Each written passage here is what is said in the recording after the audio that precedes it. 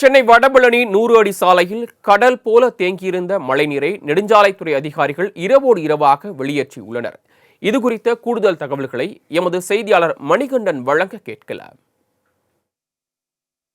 சென்னையில் நேற்று இரவிலிருந்து பெய்து வந்த கனமழையின் காரணமாக சென்னை மாநகரின் பல்வேறு பிரதான சாலைகள் வெள்ளக்காடாக காட்சியளித்தது. அதில் ஒரு பகுதியாக அரும்பாக்கம் வடபழனி 100 அடி சாலையில் சுமார் 2 கிலோமீட்டர் தூரத்திற்கு இடுப்பளவுக்கு நீர் கிட்டத்தட்ட 12 மணி நேரத்திற்கு மேலாக தேங்கியிருந்தது. உடனடியாக நெடுஞ்சாலைத்துறை அதிகாரிகள் கூடுதலாக 100 HP ஹார்ஸ் பவர் திறன் கொண்ட டீசல் மோட்டார் பம்பு மூலமாகவும் கூடுதலாக 2 மோட்டார் பம்புகளை தக்க வைத்து அதன் மூலமாக இங்கிருந்து நீரை உறிஞ்சி இப்போ அருகாமையில் இருக்கக்கூடிய கால்வாயில் நீரை சேர்க்கும் பணிகளில் ஈடுபட்டனர். தொடர்ந்து இந்த பிரதான சாலையில் இருக்கக்கூடிய கால்வாயில் ஏற்படக்கூடிய அடைப்பின் காரணமாக எப்போதெல்லாம் பெரிய அளவிலான மழை பெய்கிறதோ அந்த நேரத்தில் மழையின் அளவு அதிகமாகும் போதெல்லாம் வெள்ள நீர் சாலையில் தேங்குவதை பார்க்க முடிகிறது. அதே போல் மழையின் தாக்கம் கொஞ்சம் கொஞ்சமாக குறைய நீரின் அளவும் குறைவதை பார்க்க முடிகிறது.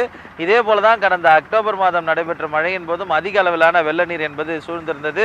நெடுஞ்சாலைத்துறை அதிகாரிகள் ஒரே இரவில் மொத்தமாக மாற்றி அமைத்திருந்தனர். அதே நிலையில் நேற்று இடுப்பளவுக்கு தண்ணீர் தேங்கியிருந்த இதே சாலையை தற்போது நம்மால் பார்க்க முடிகிறது. முழுமையாக இந்த சாலை நாளை காலை போக்குவரத்துக்கு எந்தவித இடையூறும் இல்லாமல் சீராக இயங்கும் அளவிற்கு தயார் நிலையில் இருப்பதை நமது ஒளிப்பதிவாளர் அருணாச்சலம் நேரலையில் காண்பித்து கொண்டிருக்கிறார்.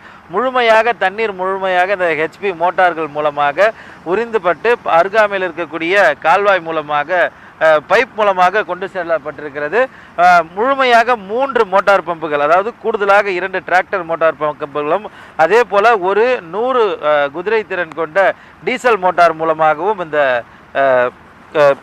இந்த நீரை உறிஞ்சும் பணி என்பதை நெடுஞ்சாலைத்துறை அதிகாரிகள் எடுத்து வருகின்றனர். இதே போல் நெடுஞ்சாலைத்துறை அதிகாரிகளை பொறுத்தவரையில், ஊழியர்களை பொறுத்தவரையில் எந்தெந்த சாலைகளில் மழைநீர் இருக்கிறதோ அந்த மழைநீர்களை அகற்றும் பணிகளை இரவு முழுமையாக பணியில் ஈடுபடுத்தப்பட்டு வருகின்றனர்.